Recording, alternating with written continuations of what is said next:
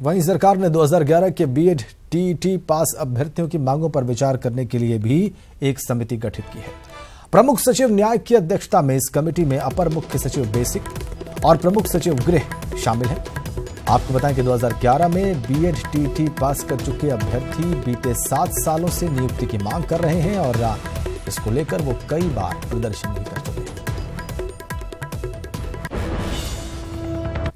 इसके अलावा बहुत लंबे समय से लंबित आशा बहुओं की मांग पर भी विचार के लिए सरकार ने 5 मेंबर्स की एक समिति गठित की है। नगर विकास मंत्री सुरेश खन्ना की अध्यक्षता में गठित इस समिति में महिला और परिवार कल्याण मंत्री रीता बहुगुणा जोशी के अलावा प्रमुख सचिव परिवार कल्याण, वित्त और न्याय को भी सदस्य बनाया गया है।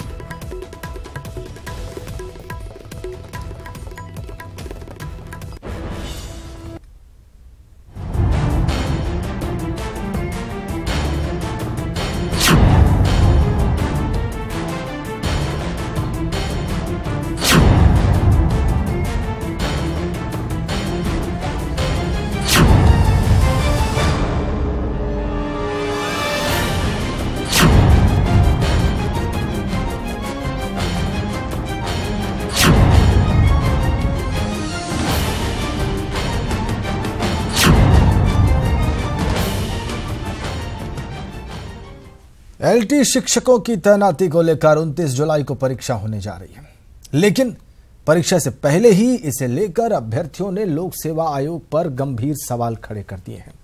ये पूरा मामला हम आपको इस रिपोर्ट के जरिए दिखाते और समझाते हैं। सूबे के राजकीय इंटर कॉलेजों में एलटी टीचर्स के खाली पड़े पदों को भरने के लिए 29 जुलाई को परीक्षा होनी है, लेकिन परीक्षा से पहले ही अभ्यर्थियों ने लोक सेवा आयोग पर सवाल खड़े कर दिए हैं। अभ्यर्थियों की माने तो आयोग जिस तरह से परीक्षा कराने जा रहा है उससे कई गंभीर सवाल खड़े हो रहे हैं। रोल नंबर देने में धांधली का आरोप है। रैंडम आधार पर रोल नंबर बांटे गए।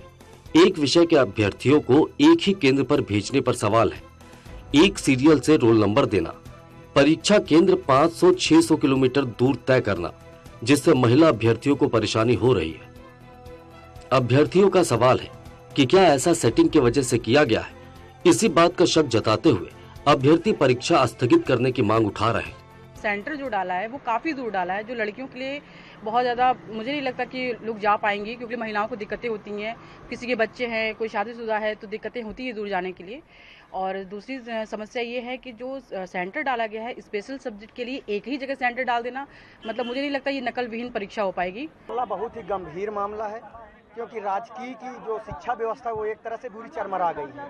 उस अपेक्षा सरकार ने 10,000 जो पोस्ट निकाले थे उसमें अब भ्रष्टाचार पूर्ण रूप से इसलिए दिख रहा है कि जो सीरियल लगाया गया, रैंडम विद का इस्तेमाल नहीं किया गया, 4-4, 5-5 बच्चे एक साथ में।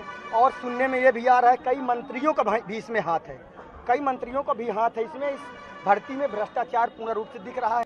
वहीं लोक सेवा आयोग के सचिव का दावा है कि परीक्षा कराने में पूरी पारदर्शिता बरती जा रही है और अभ्यर्थियों के धांधली के दावे गलत हैं। छात्रों ने कुछ आशंका व्यक्त किया था कि एक साथ जो लड़के फार्म भरे हैं उनको एक साथ ही रोल नंबर आवंटित कर दिया गया है। ऐसा नहीं है, रैंडम बेसिस पे ही रोल नंबर आवंटित किए गए हैं और पूरी निष्पक्षता से परीक्षा कराने की तैयारी की गई। लंबे अरसे से इंटर कॉलेजों में एलटी टीचर्स की तैनाती की मांग की जा रही है, जिसके बाद एलटी टीचर्स के 10,768 खाली पदों के लिए करीब 7.5 लाख अभ्यर्थियों ने आवेदन किया है। इसके लिए 39 जिलों में 760 परीक्षा केंद्र बनाए गए, लेकिन लोक सेवा आयोग जिस तरह से इस परीक्षा को करा रहा है उसे लेकर अब इसके अभ्यर्थी ही सवाल उठा रहे हैं और परीक्षा को स्थगित करने की मांग कर रहे हैं। सर्वेश दुबे, न्यूज़ 18, इलाहाबाद। और अब आपको ग्राफिक्स के जरिए समझाते हैं कि आखिर इस परीक्षा को लेकर अभ्यर्थियों की आपत्ति क्या है। पहली आपत्ति, परीक्षा का आवेदन ऑनलाइन किया गया। ये पहली आपत्ति है। ऑब्जेक्शन नंबर 1, कई लोगों ने फॉर्म 7 भरे थे, सबके रोल नंबर आसपास आवंटित हो गए, ऐसे में नकल की संभावना बढ़ जाती है।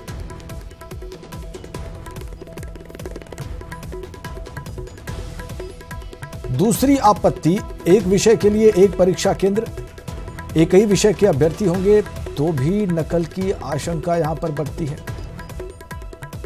ये दूसरी आपत्ति है। एक विषय के लिए एक परीक्षा केंद्र क्यों? क्योंकि एक ही सब्जेक्ट के अभ्यर्थी होंगे तो नकल कर सकते हैं। तीसरी आपत्ति के बारे में आपको बताते हैं। परीक्षा केंद्र 500 से 600 किलोमीटर दूर बनाए गए। तीसरी आपत्ति के बारे में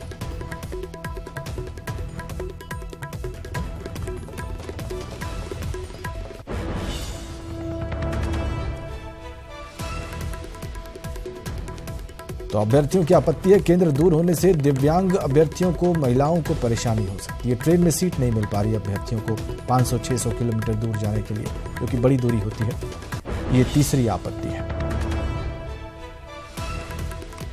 3 बड़ी आपत्तियां, 3 बड़े ऑब्जेक्शंस अभ्यर्थियों के इस परीक्षा को लेकर एलटी की हमने आपके सामने, आपकी स्क्रीन पर रखे हुए हैं। आवेदन ऑनलाइन क्यों?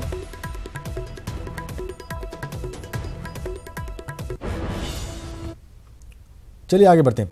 गोंडा में अवैध खनन के खिलाफ न्यूज 18 की खबर का बड़ा असर हुआ है। पहले एनजीटी ने खबर का संज्ञान लेते हुए अवैध खनन करने वालों पर 212 करोड़ रुपए का जुर्माना लगाया और अब रेत के काले कारोबारियों के खिलाफ प्रशासन कार्रवाई करने की तैयारी में।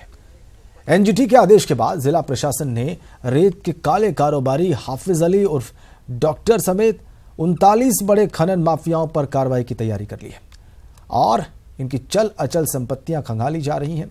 साथ साथ इन संपत्तियों की खरीद बिक्री पर भी रोक लगा दी गई है। प्रशासन ने एनजीटी से यह भी आग्रह किया है कि एनजीटी बिना प्रशासन का पक्ष जाने आरोपियों को रिलीफ न दे। साथ ही उन अधिकारियों पर भी कार्रवाई की जा सकती है जिनके कार्यकाल में खनन हुआ था और उनकी भी जांच चल रही है। ऑलरेडी क्योंकि हमने खाद्यान्न माफिया और खनन माफिया के खिलाफ ऑलरेडी हम लोग कार्रवाई कर ही रहे थे, तो इनकी अन्य परिसंपत्तियों की पहचान भी का कार्यक्रम चल ही रहा था। तो उसमें ये भी इंक्लूड कर दिया गया है कि इनकी परिसंपत्तियों की पहचान कर ली जाए और जैसे ही हमें आदेश प्राप्त होता है हम वसूली की कार्रवाई, सभी की कार्रवाई एक साथ, citation to appear, arrest of warrant and कुर्की की प्रक्रिया एक साथ करेंगे। साथ ही इनको किसी न्यायालय में बिना हमारी बात सुने एक पक्षी रूप से कोई स्थगन या अन्य प्रकार का आदेश न प्राप्त हो, इसलिए हमने जिला प्रशासन की ओर से कैविट लगाने की तैयारी की है, जो माननीय एनजीटी में दाखिल किया जाएगा एंड साथ ही साथ माननीय उच्चतम न्यायालय में भी हम कैविट दाखिल करेंगे, जिससे एक पक्षी रूप से इनको कोई भी अनुतोष न प्राप्त हो। हमारी बात सुनने के उपरांत ही इनको कोई अनुतोष प्राप्त हो।